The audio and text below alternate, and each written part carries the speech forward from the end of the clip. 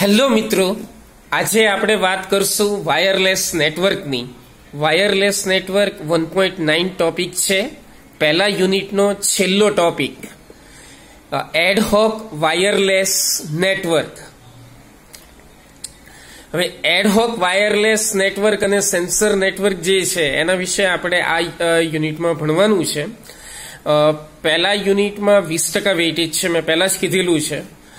એમાં 5મી પીપીટી છે. આ 5.1 ગણી શકો, કારણ કે આ ટોપિકની 2 પીપીટી હશે. તો એમાંથી પહેલી પીપીટી ઉપર આજે આપણે વાત કરવાની છે. કોને કહેવાય વાયરલેસ ટેકનોલોજી? તો કે 2 કમ્પ્યુટર કે 2 ડિવાઇસ એકબીજા સાથે જોડાઈ શકે, અને એ પણ કેબલનો ઉપયોગ કર્યા વગર. તો આ વસ્તુ જે છે એ વાયરલેસ નેટવર્ક તરીકે ઓળખાય છે. વાયરલેસ નેટવર્ક વિશે ઘણી ચર્ચાઓ થઈ રહી છે, પણ બ્રોડકાસ્ટિંગ રેડિયો 1920માં જે પોઝિશન ઉપર હતો ને, એટલે જેને કહે ને તો કે ફૂલી ડેવલપ નહીં, એ પોઝિશનમાં અત્યારે વાયરલેસ નેટવર્ક છે. કારણ કે થયું એવું કે આ વાઈફાઈ જે છે એ એટલું પોપ્યુલર બન્યું, લોકોની ધારણા બહાર પોપ્યુલર બન્યું. એમ આ દરેક જણ વાઈફાઈ માંગવા માંડ્યું, દરેક જણ વાઈફાઈનો ઉપયોગ કરવા માંડ્યું. સરકારો વાઈફાઈ માટેના સ્ટેશનો ઉભા કરવા માંડી. સામાન્ય રીતે જે મોબાઈલ કમ્પ્યુટિંગ જે છે, તમે નહીં માનો, એ 90% આજકાલ વાઈફાઈ ઉપર થાય છે. એટલે આજકાલ એના ઉપર ઘણી રિસર્ચ થઈ રહી છે, પણ હજી એ બાલ્ય અવસ્થામાં છે. જરૂરિયાત શું છે વાયરલેસ નેટવર્કની? તો કે મોબાઈલ કમ્યુનિકેશન માટે. મોબાઈલ કમ્યુનિકેશન એટલે તો કે જ્યાં આગળ જંગલો હોય, પહાડો હોય, તો ત્યાં આગળ તમે કેબલ નાખી શકવાના નથી. તો ત્યાં આગળ તમે વાયરલેસ નેટવર્કનો ઉપયોગ કરી શકો. એની કિંમત જે છે શરૂઆતમાં એ ઓછી હોવી જોઈએ, વત્તા એ સ્ટેશનો ઉપરથી બ્રોડકાસ્ટિંગ થવું જોઈએ, વત્તા કમ્યુનિકેશન ફેસિલિટી જે છે એ બહુ ક્વિકલી ઊભી થવી જોઈએ. બરોબર છે? તો આ બધી ખાસિયત છે એકચ્યુઅલી આ વાયરલેસ નેટવર્કની. અને એટલે એમ કહેવાય છે કે હવેના દસકાઓ જે છે એ વાયરલેસ નેટવર્કના છે. તમે જ્યારે ડેટાની મૂવમેન્ટ કરતા હો કોઈ પણ એક વાયરલેસ નેટવર્ક દ્વારા, ત્યારે એમાં 3 સેપરેટ એલિમેન્ટ હોય છે. એક હોય છે રેડિયો સિગ્નલ, બીજું હોય છે ડેટા ફોર્મેટ, અને ત્રીજું હોય છે નેટવર્ક સ્ટ્રક્ચર. આમાંના દરેક એલિમેન્ટ જે છે ઇન્ડિપેન્ડન્ટ છે બીજા 2ની સરખામણીએ. એટલે તમારે ફરજિયાત રીતે ડિફાઇન કરવા જોઈએ બધા 3 આસ્પેક્ટ જે છે વાયરલેસ નેટવર્કની દ્રષ્ટિએ. રેડિયો સિગ્નલ, ડેટા ફોર્મેટ અને નેટવર્ક સ્ટ્રક્ચર. એમાંથી ઓએસઆઈ રેફરન્સ મોડેલની દ્રષ્ટિએ જોઈએ ને તો રેડિયો સિગ્નલ જે છે એ ફિઝિકલ લેયર ઉપર છે, જ્યારે બાકી જે છે મતલબ ડેટા ફોર્મેટ તો કે એ ડેટા લિંક લેયર ઉપર છે. અને નેટવર્ક સ્ટ્રક્ચર તો એના માટે નેટવર્ક લેયર અને ટ્રાન્સપોર્ટ લેયર વપરાય છે. હવે તમે જ્યારે ઇન્વેન્ટ કરો નવું નેટવર્ક, તો ઓએસઆઈ રેફરન્સના સંદર્ભે રેડિયો સિગ્નલ જે છે એ ઓપરેટ કરે ફિઝિકલ લેયર ઉપર, અને ડેટા ફોર્મેટ કંટ્રોલ કરે હાયર લેયર જે હોય એમાંના અમુક ફંક્શન્સ. નેટવર્ક સ્ટ્રક્ચરની અંદર વાયરલેસ નેટવર્ક ઇન્ટરફેસ એડેપ્ટર વપરાય છે. આપણે વાયરલેસનું એડેપ્ટર જોઈએ આપણે લેપટોપમાં ચલાવવું હોય તો, અને આપણા મોબાઈલમાં તો ઇનબિલ્ટ હોય જ છે. વાયરલેસનું લેન કાર્ડ, વાયરલેસ એડેપ્ટર એ રીતે ઓળખાય છે. એની મદદથી જ બેઝ સ્ટેશન એ વાયરલેસ નેટવર્કમાં વપરાતો શબ્દ છે. હું ને તમે એને મોબાઈલ અથવા તો લેપટોપ તરીકે ઓળખી શકીએ. તો એ સેન્ડ અને રિસીવ કરે રેડિયો સિગ્નલ. વાયરલેસ લેન તો એના અમુક પ્રકારો છે, ટાઈપ્સ ઓફ નેટવર્ક એમાંય આવે છે. વાયરલેસ પેન એટલે personal area network. Personal area નેટવર્કમાં 2 વસ્તુ હોય છે, એક હોય છે ઇન્ફ્રારેડ અને બીજું હોય છે બ્લ્યુટૂથ. ઇન્ફ્રારેડ જે છે એ સીધી લીટીમાં જ કમ્યુનિકેશન કરે. આપણે આપણા રિમોટ માટે વાપરીએ. રિમોટથી આપણે ટીવી ચાલુ કરીએ ત્યારે ટીવીની સીધી લાઈનમાં આપણે રિમોટને રાખવું પડે. એ ઇન્ફ્રારેડ છે. બ્લ્યુટૂથ પણ છે. બ્લ્યુટૂથમાં 10 ફૂટનું અંતર જે છે એક મર્યાદા છે. આ બંનેમાં ઇન્ટરનેટની જરૂર નથી હોતી, પણ છતાં એ વાયરલેસ પેન છે, એ તમારે યાદ રાખવાનું. વાયરલેસ મેન જે છે તો એની અંદર આ ટેકનોલોજી એલાવ કરે કનેક્શન મલ્ટિપલ નેટવર્કનું. મેટ્રોપોલિટન એરિયા જેમ કે અલગ અલગ બિલ્ડિંગ્સ હોય સિટીની અંદર. ભારતમાં હજી આ વસ્તુ નથી, પણ યુરોપમાં, અમેરિકામાં અમુક જગ્યાએ આના ટ્રાયલો થઈ રહ્યા છે કે આખી સિટીના બધા બિલ્ડિંગોને એકબીજા સાથે જોડી દે વાયરલેસ નેટવર્કથી. તો એ પછી વાયરલેસ મેટ્રોપોલિટન એરિયા નેટવર્ક તરીકે ઓળખાય. ભારતમાં એ વિશે હજી કોઈ ચળવળ નથી અને ભારતમાં હજી વાયરલેસ મેન ઊભું કરવાની ટેકનોલોજી પણ નથી. આગળ વધતા પહેલા આપણે કમ્પેરિઝન કરી લઈએ વાયર્ડ નેટવર્ક અને વાયરલેસ નેટવર્કની. ઇન્સ્ટોલેશન જે છે વાયર્ડ નેટવર્કનું એ ઘણું મુશ્કેલ છે, કારણ કે એમાં તમારે કેબલ લાવવા પડે, કેબલ વ્યવસ્થિત ગોઠવવા પડે કે જેથી આપણે પગે ચાલતા છીએ તો પગમાં અથડાય નહીં, દિવાલો સાથે લગાવવા પડે, વત્તા એને અલગ અલગ જે સ્વિચ હોય, રાઉટર હોય તો એ બધા સાથે કનેક્ટ કરવા પડે. વાયરલેસ નેટવર્કમાં એવું કાંઈ નથી, એમાં મોડેમ લાવીને મૂકી દો, વાર્તા પૂરી. એટલે એનું ઇન્સ્ટોલેશન જે છે એ બહુ ઇઝી છે. વાયર્ડ નેટવર્કમાં વાર વધારે લાગે ઓબ્વિયસલી. ઓલામાં તો તમારે ખાલી મોડેમ લાવીને મૂકવાનું જ છે. ઓલામાં તો તમે મોડેમ લાવો તો એ મોડેમ સાથે તમારે કેબલ કનેક્ટ કરવા પડે અને પછી તમારે અલગ અલગ પ્રોટોકોલ વાપરીને ચેક કરવું પડે કે સિગ્નલો જાય છે અને સિગ્નલો આવે છે.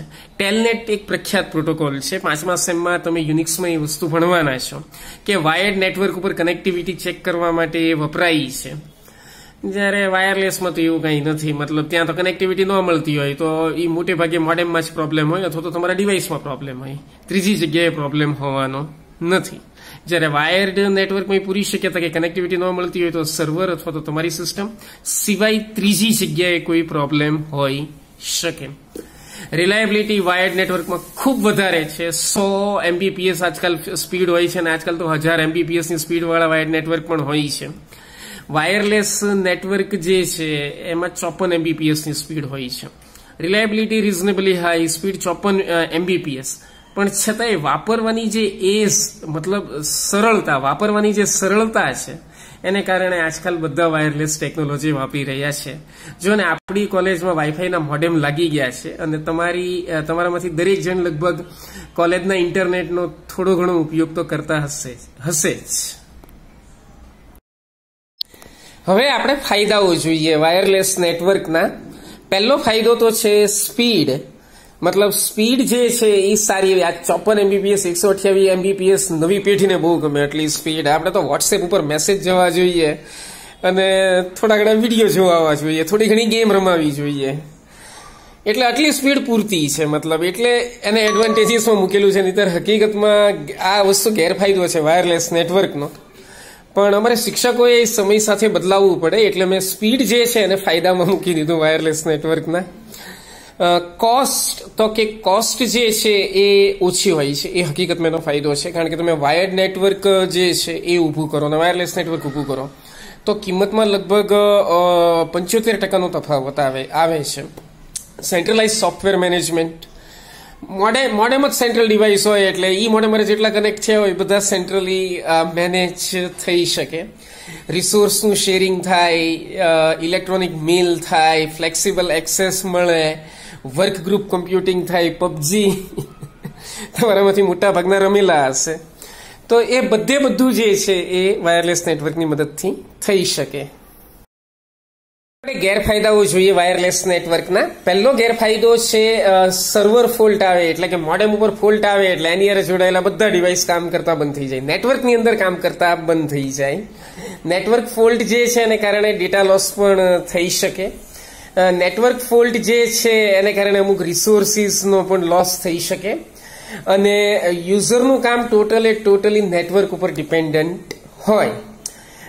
સામાન્ય રીતે મોબાઈલની તો સ્ટોરેજ કેપેસિટી ઓછી હોય છે એટલે મોટા તમારા ફોટા તો કે ગૂગલ ફોટોસ ઉપર સ્ટોર થાય છે, તમારા મેલ તો કે મેલ સર્વર ઉપર ડિસ્પ્લે થાય છે, તમારા વોટ્સએપના મેસેજ તો કે વોટ્સએપના મેસેજમાં જે ફોટો વિડીયો એ બધું વોટ્સએપના સર્વર ઉપર સ્ટોર થાય છે. મોબાઈલ પોતાની પાસે બહુ સ્ટોરેજ કેપેસિટી જ નથી એટલે આમાંનું કશું જે છે લોકલી સ્ટોર કરવામાં આવતું નથી. કેબલ રિપ્લેસમેન્ટ જે છે એ પેરિફેરલનું થઈ શકે. આ એપ્લિકેશન છે, મતલબ એપ્લિકેશન એટલે ઉપયોગો, તો કે કેબલ રિપ્લેસમેન્ટ થઈ શકે પેરિફેરલ્સનું. પછી મોબાઈલ એક્સટેન્શન પણ મળી શકે વાયર્ડ નેટવર્ક્સમાં. પછી ફિક્સ વાયરલેસ હોય ઘર, વેપાર અને ઇન્ટરનેટ વચ્ચે, અને મોબાઈલનો એક્સેસ મળી શકે ઇન્ટરનેટ માટે. તમે ઘરની બહાર હો ત્યારે રીતે, મતલબ જો ઘરમાં હો તો વાઈફાઈ અને બહાર હો તો કંપનીનું વાઈફાઈ આપણે વાપરતા જ હોઈએ છીએ. આજકાલ મોટે ભાગે એવું ચાલે છે એમ કે ઘરમાં લોકો વાઈફાઈ વાપરે, ઘરમાં જો વાઈફાઈ હોય તો, અને ઘરની બહાર જાય ત્યારે કંપનીનું નેટવર્ક જે હોય, મોબાઈલ ડેટા હોય એ વાપરે. પણ એક વસ્તુ છે કે આ વાઈફાઈ જે છે એણે આ કોરોના કાળમાં આપણું જીવન જે છે એ ઘણું સરળ બનાવેલું છે. જો તમને કદાચ જાણીને આશ્ચર્ય થાય કે કોરોના કાળમાં જ્યારે લોકડાઉન હતું ત્યારે લોકો એકબીજા સાથે સંપર્કમાં રહી શકતા હતા, તો એનું એકમાત્ર કારણ જે છે એ આ વાયરલેસ મીડિયા હતું. હવે આજે આપણે મેનેટની ચર્ચા કરશું. મોબાઈલ એડહોક નેટવર્ક જે છે એ ઓટોનોમસ સિસ્ટમ હોય નોડનું. ઓટોનોમસ સિસ્ટમ એટલે સ્વાયત્ત સિસ્ટમ. સ્વાયત્ત સિસ્ટમ એટલે 90% કામ પોતે કરતું હોય, 10% કામ માટે બીજા નોડ ઉપર આધાર રાખતું હોય.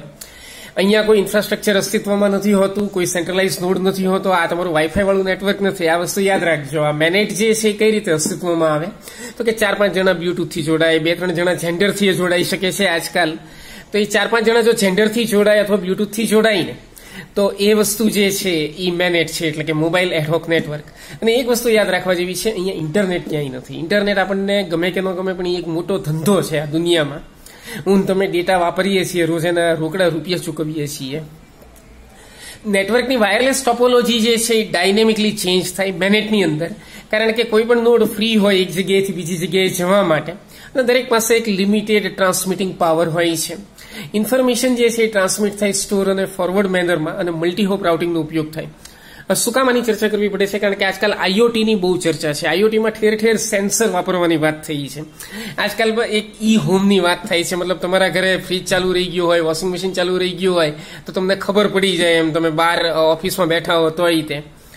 તો એ બધી વસ્તુઓ માટે સેન્સર જોઈએ. તો એ સેન્સર જે છે એ એડહોક નેટવર્ક જે છે એ આખું એને હેન્ડલ કરે.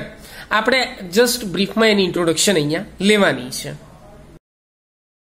ઇન્ટ્રોડક્શનમાં આગળ વધીએ. મેનેટ નેટવર્કના દરેક નોડ જે છે ઇક્વિપ થયેલો હોય છે વાયરલેસ ટ્રાન્સમીટર સાથે, અને રિસીવર હોય, એક એપ્રોપ્રિએટ એન્ટેના એની અંદર હોય. મતલબ આપણા મોબાઈલમાં એક નાનકડું એન્ટેના હોય તો આપણને દેખાતું નથી. જૂના જમાનામાં મોબાઈલ આવતા ને તો એનું એન્ટેના રીતસર મોબાઈલની બહાર દેખાતું. આપણે એવું સ્વીકારી લેવું પડે કે પોસિબલ નથી કે બધા જ નોડ્સ જે છે એ એકબીજાની રેડિયો રેન્જની અંદર હોય છે. જ્યારે નોડ્સ જે છે એ ક્લોઝ બાય હોય તો ઓડિયો રેન્જની અંદર કોઈ રાઉટિંગ ઇશ્યુઝ નથી હોતા કે જે આપણે એડ્રેસ કરી શકીએ. રાઉટિંગ ઇશ્યુઝ એટલે મતલબ selection of the best way.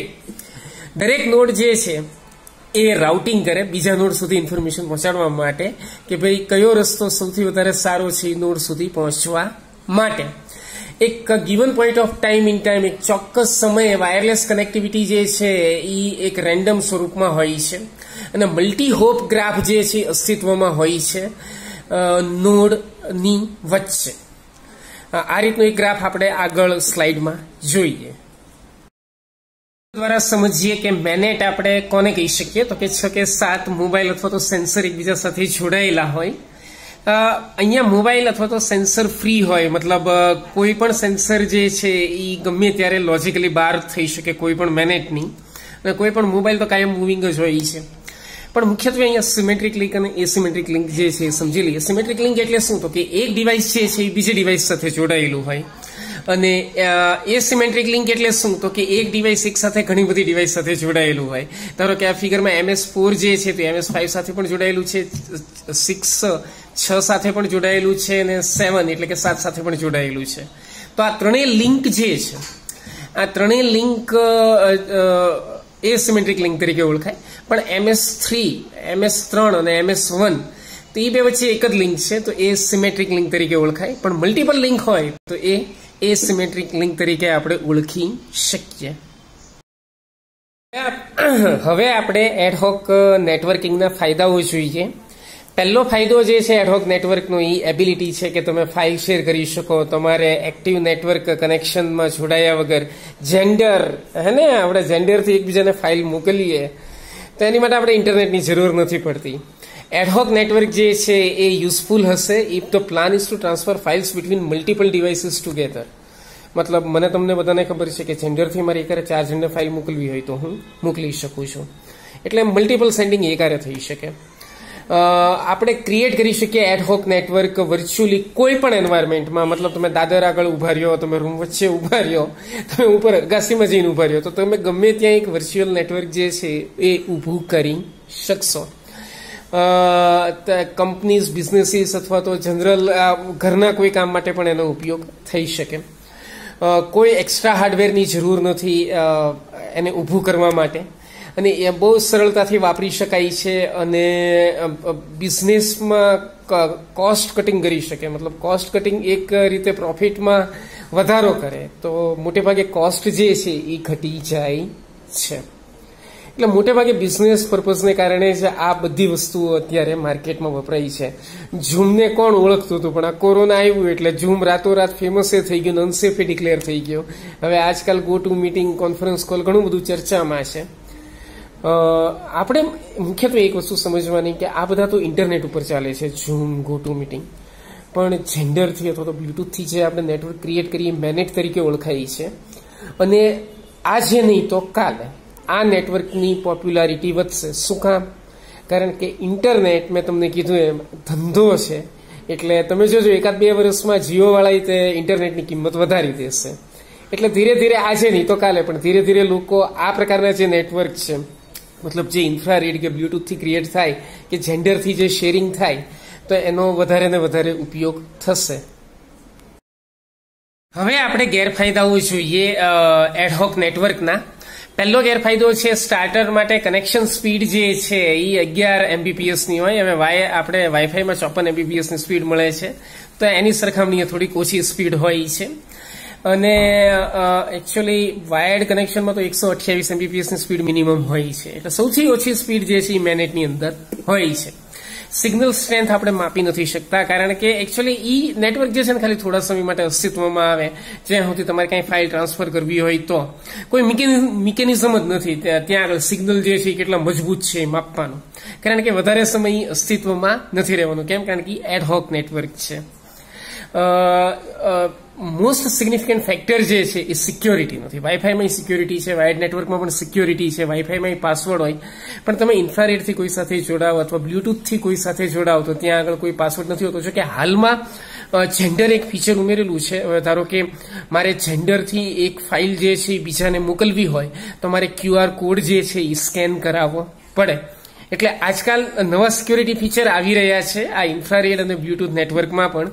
એટલે હવે એવી નવી જેટલી એપ્લિકેશન આવશે જેમાં મેનેટનો ઉપયોગ થતો હશે, તો ભલે અત્યારે કોઈ સ્ટાન્ડર્ડ સિક્યોરિટી પ્રોટોકોલ નથી, પણ કંઈક ને કંઈક સિક્યોરિટી મેઝર મુકાણું હશે. અને તમારી જેવા ઘણા યંગ રિસર્ચરો અત્યારે રિસર્ચ કરી રહ્યા છે, તો આઈ થિંક કે આ પ્રોબ્લેમ જે છે છેલ્લો એ તો આવતા 3 કે 4 વર્ષની અંદર દૂર થઈ જાય. એપ્લિકેશન જોઈએ એડહોક નેટવર્કની, તો વ્હીકલ એરિયા નેટવર્ક જે છે ઇમરજન્સી સર્વિસીસ અને બીજી માહિતીઓ આપે અર્બન અને રૂરલ સેટઅપની અંદર. એટલે કે શહેરી અને ગામડાનું જે સેટઅપ હોય એની અંદર અલગ અલગ માહિતી મળી શકે. વર્ચ્યુઅલ નેવિગેશન જે છે એમાં રિમોટ ડેટાબેઝમાં જીઓગ્રાફિકલ રિપ્રેઝન્ટેશન હોય છે, સ્ટ્રીટનું, બિલ્ડિંગનું, અને કેરેક્ટરિસ્ટિક એટલે કે ખાસિયતો હોય છે. લાર્જ મેટ્રોપોલિટન સિટીઝ અને બ્લોક હોય છે, આ ડેટાને ટ્રાન્સમિટ થાય રેપિડ સિક્વન્સમાં એક વ્હીકલને, મતલબ વ્હીકલને પહેલાથી ખબર પડી જાય કે આગળ કેવું રસ્તાઓ આવવાના છે અથવા તો કઈ કઈ અડચણો આવવાની છે. એટલે અજાણ્યા રસ્તા ઉપર જતા હોઈએ તો આપણને એમને પહેલાથી ખબર પડી જાય કે આગળ રસ્તો કેવો હશે. સેન્સરો દ્વારા આ વસ્તુ થઈ શકે. ઇનફેક્ટ આઈઓટીમાં આ વસ્તુ ખાસી ઇમ્પ્લિમેન્ટ કરવામાં આવી. એનું એકમાત્ર કારણ કે ઇન્ટરનેટ મેં કીધું એની માટે પૈસા જોવે, એની બદલે ઇન્ફ્રારેડ કે બ્લૂટૂથની મદદથી ઘણા બધા નાના સેન્સરો 10 ફૂટના અંતરે એકબીજાથી રાખી દેવામાં આવે તો પછી ઇન્ફોર્મેશન ટ્રાન્સમિટ કરવા માટે આપણે ઇન્ટરનેટની કોઈ જરૂર નથી. આપણે બ્લૂટૂથના રેડિયો સિગ્નલો દ્વારા ઇન્ફોર્મેશન આરામથી એક જગ્યાએથી બીજી જગ્યાએ મોકલી શકીએ. Education via the internet. હવે અહીંયા આગળ કેમ ભાઈ મેનેટની એપ્લિકેશનમાં આ વસ્તુ મૂક્યા સમજવા જેવું છે. આજકાલ હવે ગમે કે ન ગમે પણ ઓનલાઈન એજ્યુકેશન કમ્પલસરી થઈ ગયું. આ કોરોના કાળને કારણે બધા ઘરે રહીને જ ભણવાનું, બરોબર ને? કદાચ તમે એટલે જ આ વિડીયો લેક્ચર જુઓ છો. તો ઇન્ટરનેટથી શું છે કે તમે કોઈ એક જણ ડાઉનલોડ કરે, મતલબ આખી સોસાયટીમાં એક સ્કૂલમાં ભણતા છોકરાઓ હોય તો અહીંયા એપ્લિકેશન એ રીતે છે કે ઇન્ટરનેટની મદદથી કોઈ એક છોકરો આ વિડીયો ડાઉનલોડ કરી લે અને સોસાયટીમાં પછી જેટલા છોકરાઓ ભણતા હોય એ બધાને જેન્ડર દ્વારા કે બ્લૂટૂથ દ્વારા એ વિડીયો મોકલી દે. તો આને કારણે હવે એક જે પામતો પહોંચતો હોય, એક સુખી ઘર હોય સોસાયટીમાં, તો એ ઇન્ટરનેટનો ઉપયોગ કરે અને બાકીના કોઈ ઇન્ટરનેટનો ઉપયોગ ન કરે છતાં પણ એમને વિડીયો લેક્ચર મળી રહે. તો આ વસ્તુ જે છે એ મહત્વની છે. મેનેટનો એકમાત્ર એપ્લિકેશન હું તમને કહું તો એ છે કે ઇન્ટરનેટનો શક્ય એટલો ઉપયોગ નિયંત્રિત કરો, કંટ્રોલ કરો તમે. આજકાલ શું છે, કોઈને ઇન્ટરનેટ વગર ચાલતું નથી, પણ જો આ મેનેટ સરખી રીતે કન્ફિગ્યુર કરવામાં આવશે અને સરખી રીતે એની પબ્લિસિટી કરવામાં આવશે તો મોટે ભાગે આપણે ઇન્ટરનેટની 90% જરૂરિયાત ખતમ થઈ જશે. ખાલી 10% કેસીસમાં જે છે એ આપણે ઇન્ટરનેટ વાપરતા હશું.